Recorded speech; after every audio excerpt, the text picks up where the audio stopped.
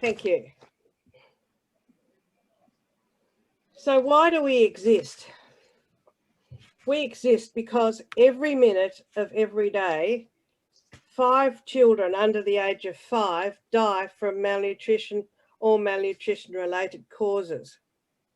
We care that the world hunger is on the rise. In 3 years, it's gone from 804 million people to 821 million people. 1 in 8 adults worldwide is obese. We know that girls who are born malnourished and become stunted as children will often become malnourished mothers, and the cycle then repeats itself. This cycle can be broken, empowering women through education so that they understand what nutritious food is, why their bodies need it, and how to access it. These are countless statistics that as a whole, they're absolutely overwhelming. But for the Food Plant Solutions Committee, each of these individuals was somebody's little son or daughter, someone's little brother or sister. They mattered then and they still do matter. The upshot is that there is a significant need to address hunger, malnutrition and food security. And clearly what we've been doing through aid programs for decades is not working in the long term. Oh, wrong way. Our core values are integrity, collaboration and respecting our staff and volunteers. And they're really important for us, and we make sure that they're non-negotiable in everything we do. So what do we do? Formed in 2007, Food Plant Solutions Rotary Action Group creates science-based educational materials that explain what nutritional food is, why human bodies need it and how to grow it and use it. Our publications present scientific evidence in plain English, which are then tailored to all levels of literacy. They're designed to empower people, but particularly women, so that they can knowledgeably choose what plants to grow and eat that will nutritiously feed themselves and their families. We focus on often termed neglected or underutilised plants, plants that we consider could be potentially important food plants for a country or region because of their nutritional value. They're high in the most beneficial nutrients, and they're already growing in and adapted to the environment in which they will live, and their superiority to imported foods and plants.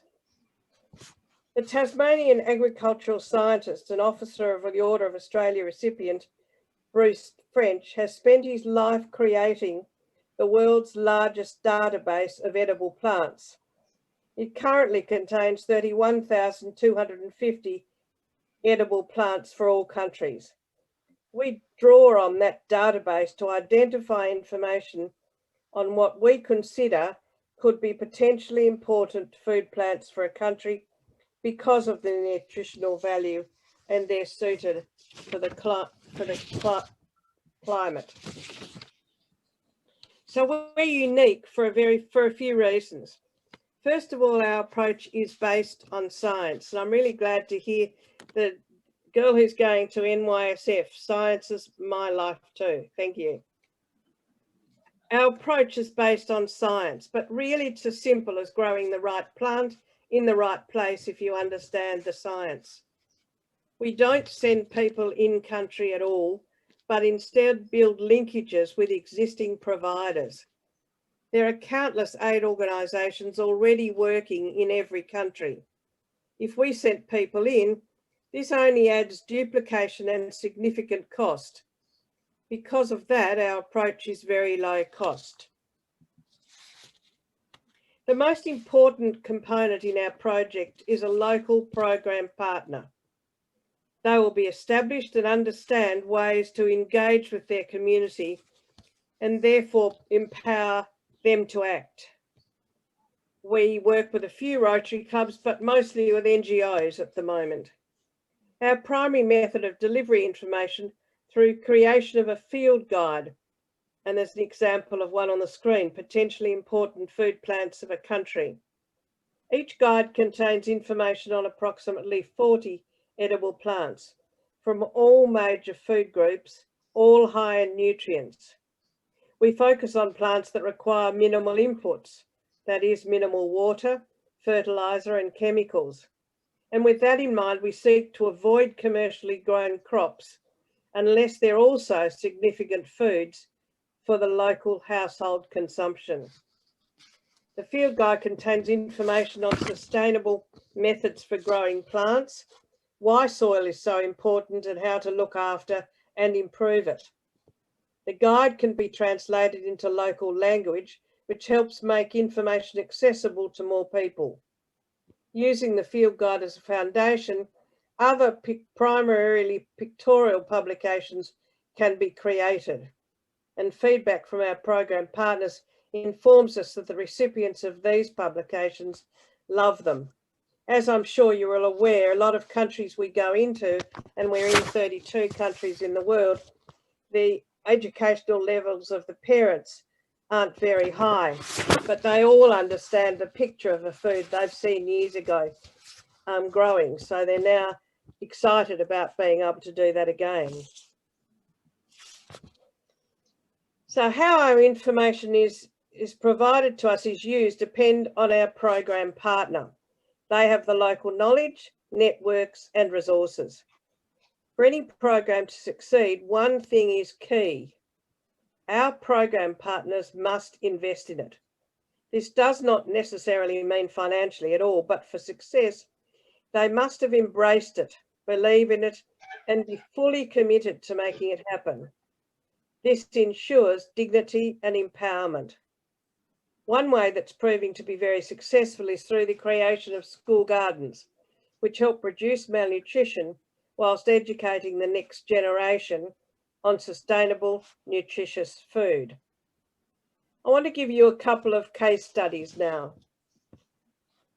A pilot program in Vietnam commenced in 2012 with our program partner AOG. Has been so well received, it's expanded from 2 trial gardens to now encompass 2 provinces and 14 schools, which directly impacts over 3,000 children and 320 adults. Some of the results include the students at the schools enjoy the benefits of the plants they've grown as they provide a nutritious lunch each day. Families are now duplicating these gardens at home.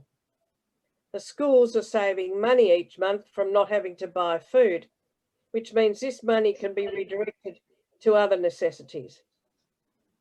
But most importantly, there's been a significant increase in enrolments as people feel more confident in the school's ability to provide nutritionally for their children, which in turn frees up parents to increase their household income as they have more time to work. Malnutrition has also significantly reduced.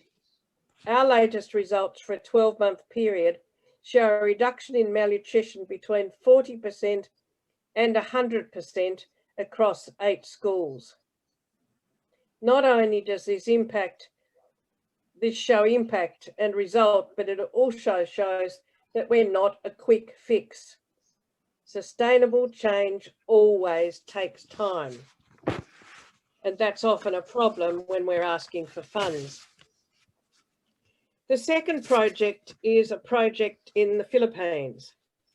The Miravar Foundation in the Philippines began over 10 years ago with their main objective: we take people out of poverty permanently.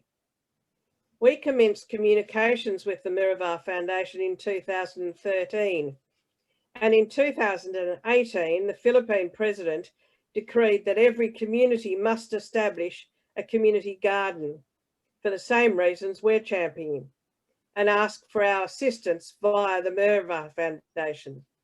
We had a field guide, potentially important food plants in the Philippines, divine, which they reviewed and we updated. We then requested 4 picture guides and we set about trying to raise the $10,000 to create these.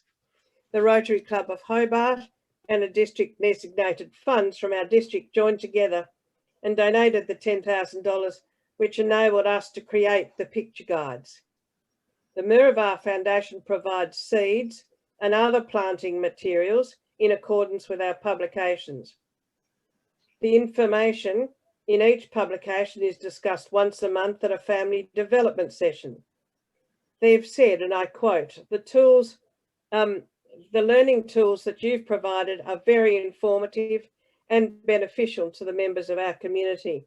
With these tools, it will be easy for us as grassroots workers to design programs that will help combat malnutrition and provide our people with ideas on how to sustain our food supply. The photos here show the garden that was established in accordance with our FBS publications. As of this time, they have 23 plant varieties from our publication in this garden. There are 12 families that will benefit from this garden with approximately 57 family members. We'd now like to raise funds to provide the publications in printed and hard copy format.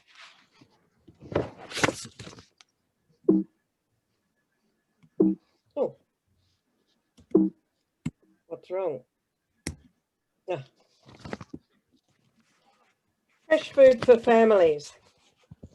Imagine if you're an immigrant from a country which, in contrast to all that you're familiar with, you're keen to be a good provider for your family, and the idea of growing fresh fruit and vegetables is part of that. But where do you start? This situation was brought to mind when a friend of mine went to a meeting of new Tasmanians or migrants that had just come to Hobart, and they were brought a great big box of vegetables, and they took one look at it and said, "What are these?" They didn't know what they were, how they tasted, what to do with them. That person came back to a group of us and said, "What are you going to do?" And with that, we developed a relationship between ourselves, 2 other Rotary clubs and friends. And we got together Fresh Food for Families. So we've created a workshop that was developed to support the migrants learn how to grow, nurture, harvest and prepare nutritional fresh foods in this climate, where both the plants and the climate are new to them. Whilst this workshop was developed for migrants, its usefulness goes far beyond supporting newly arrived migrants.